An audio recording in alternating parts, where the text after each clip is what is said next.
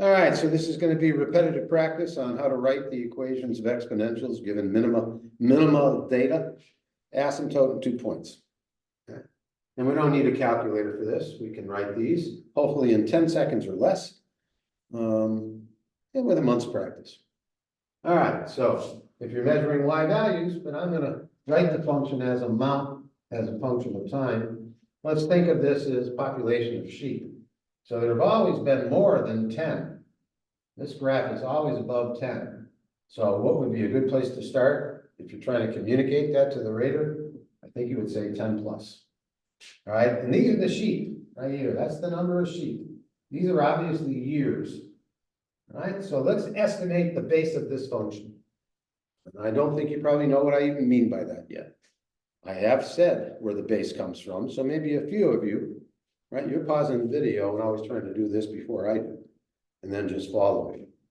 The base of an exponential function is one differential on the right divided by the differential on the left. I could do it in reverse order, but it would give me a negative exponent because we're looking at time going into the future.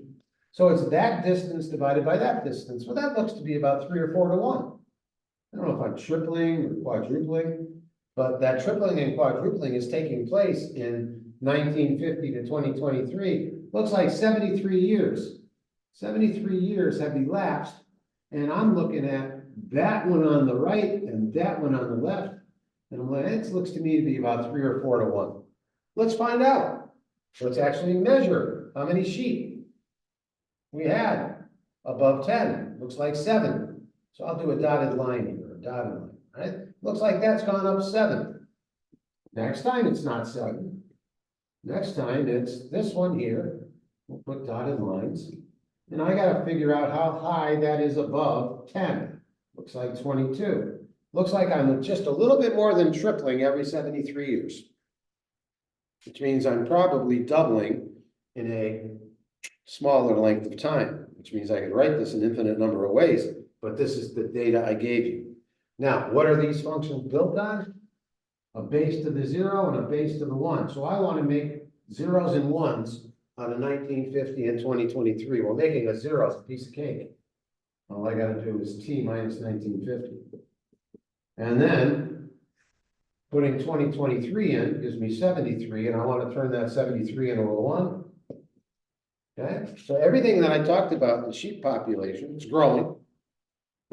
Okay, it's nearly tripling every 73 years.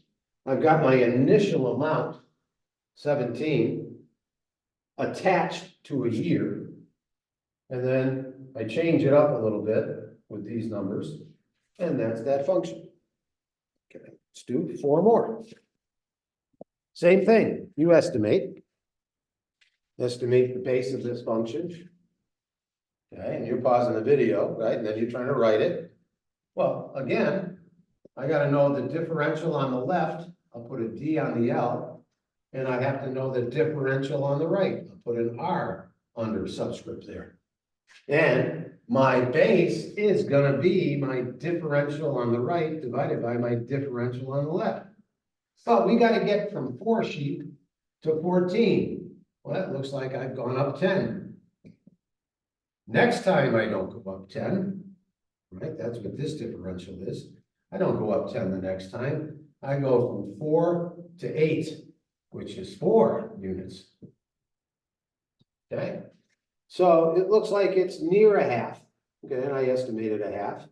And I'm going to make zeros out of 1975. T minus 1975. So I'm going to go over here instead of saying y. I should never do it there. I shouldn't do it there. I should leave this alone and say, okay, the amount of sheep as a function of time. 4 plus 10. Next time, not 10. 4 to 8, 4. T minus 1975.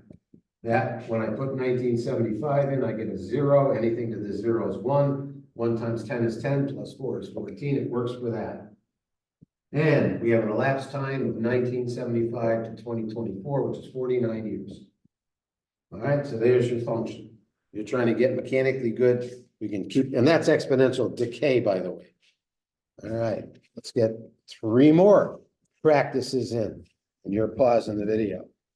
Ah, I see growth again. And I've even put the differentials in. Okay, so let's get them out of there. You know, I would think I was saying that you're doubling in that amount of time, but you're tripling in that amount of time. So we're gonna find that actually. We're gonna find that number, or maybe it's even quadrupling, but we're gonna get that data point so that we can see that. I could have written this a couple of different ways. So we'll get two practices in here. All right, so what do I see? -3. So the amount of sheep I have. Maybe I owed Farmer John 3 sheep. Maybe this is my farm. I don't know. Bad analogy. How do I get from -3 to 4? Go up 7. Next time I won't be going up 7. I'll be going from -3 to 11, which is up 14. So it does look like I have a doubling. Every what? Might as well do the years now. 2023 is my first year. 2050, it looks like every 27 years. The doubling occurs, and I'll make a 0 out of the first time, 2023. Okay, so I'm guessing that I wanted us to do this one more time, to double. If I double 14, I get 28. 28 minus 3 is 25. Okay, and what year will that be? Another 27 years. That should be in 2077. Okay, so the first thing we'll do is see if those numbers work. 2077. So 2077 minus 2023 is 54. 54 divided by 27 is 2. 14 divided by 7 is 2. And if I square it, it's 4. 4 times 7 is 28, minus 3 is 25. It actually worked. So now let's use 2077. I'll write that better. I'm not going to do the video over. 2077 gets us 25. Let's write the function in terms of that data point as an extra practice, and that's up 28. So what's the base of my function? 28 over 7. All right, what happened?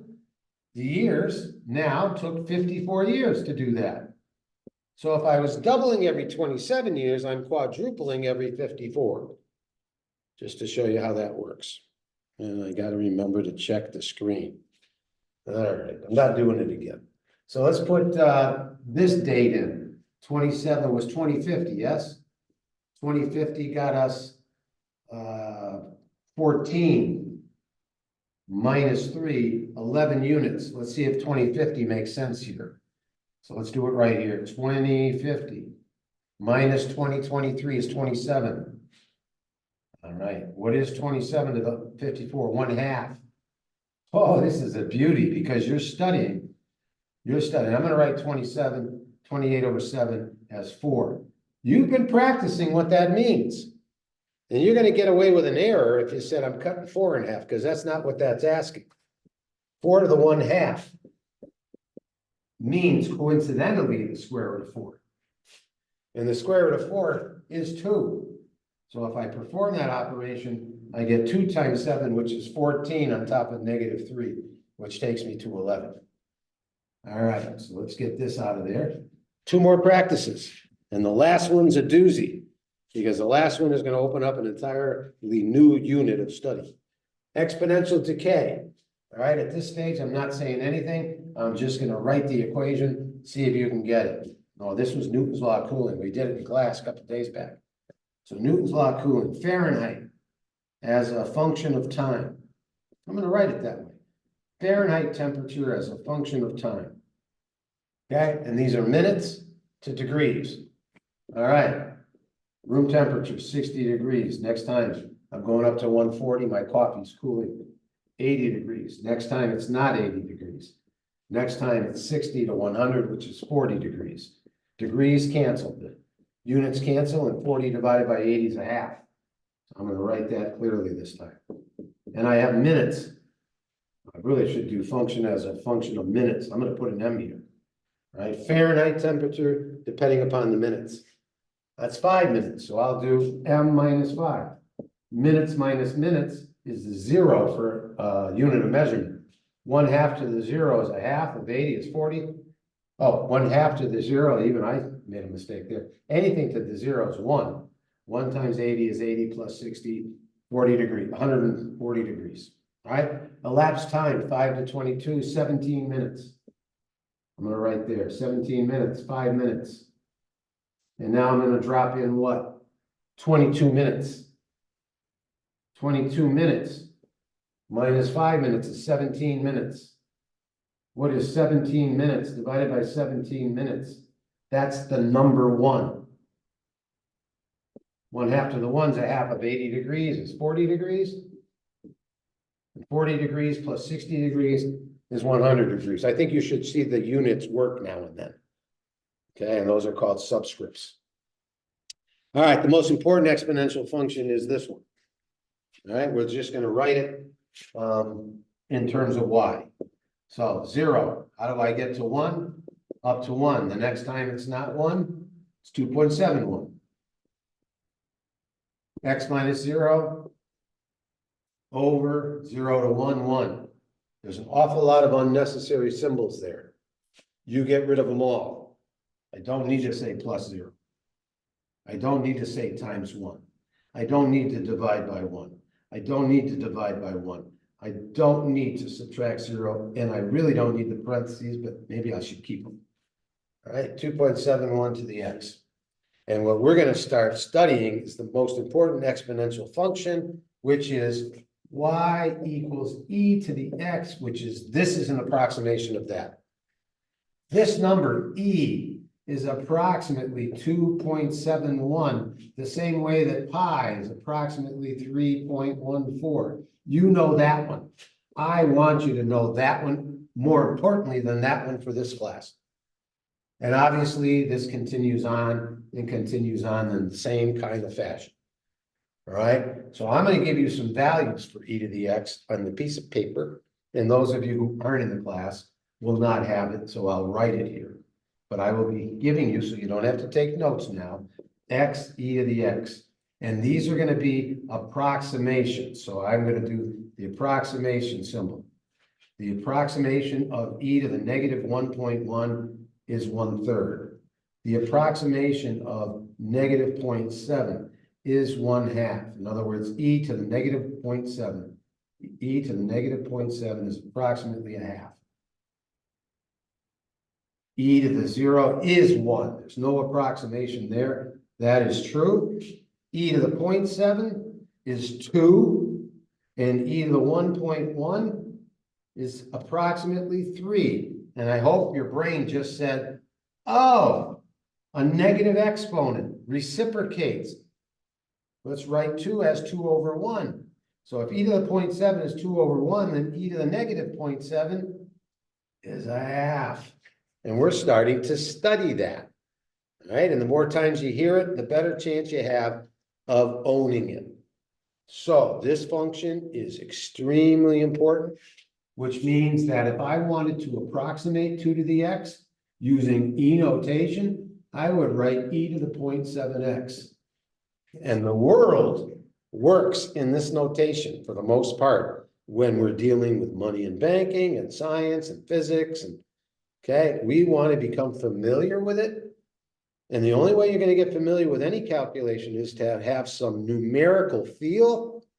And if you don't know these values, I don't know how you're going to get any numerical feel, because numbers like times 2 and times 3 and times a half are about as easy as it gets. So you want to know these exponents, or you're never going to have a feel for e to the x, or as deep a feel as I want you to have.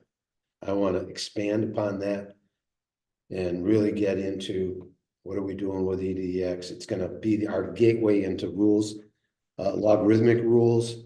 It's going to be our gateway into understanding the ln function, which is all about the growth exponents and the decay, right? Obviously, positive gave us 2 to the x. Then those positive exponential values have something to do with growth.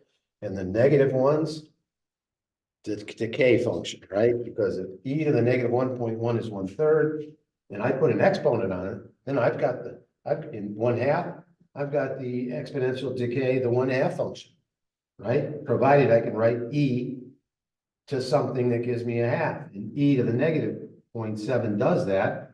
So if I see that, I know that I've got a really cutting something in half function, differential over a period of time. And if I throw another decimal point in there, I'm really getting ahead of myself, then it's really happening every 10 years. All right, and you're never going to get to that understanding unless we start the conversation early and develop it over a period of weeks, months. All right, and otherwise it's not going to happen. Why? I've got 45 years of teaching. I know why. Not enough time for you to think about it. All right, well, we're going to give you enough time to think about it, provided you think about it on a daily basis. And if you're not watching this video, I'm not talking to you. You got no chance. All right, bye-bye.